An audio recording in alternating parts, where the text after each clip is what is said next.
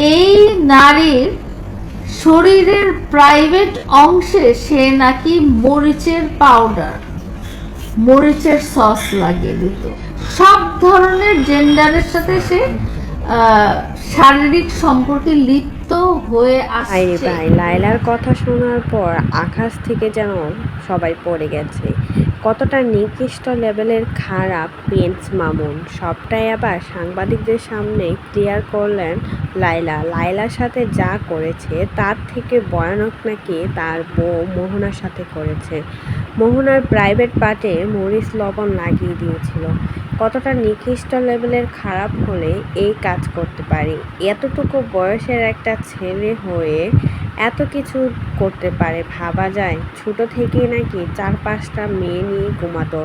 আশেপাশে মেয়ে না থাকলে নাকি তার কাছে ভালোই লাগতো না। এজন্যই কিন্তু চেহারার এই অবস্থা। সবসময় নাকি নেশা করে বেড়ায়। পারিবারিক শিক্ষা বলতে মামুনের কাছে কিছুই নেই।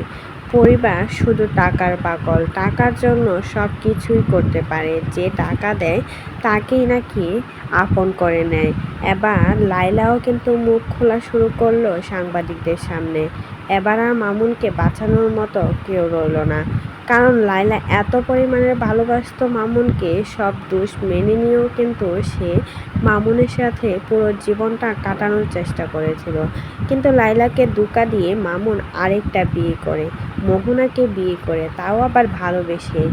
কাবাগরে গিয়ে মোহনাকে চেয়ে নাকি বিয়ে করেছিল। অথচ এই মোহনাকে কত দিনের পর দিন কষ্ট দিয়ে গেছে মামুন।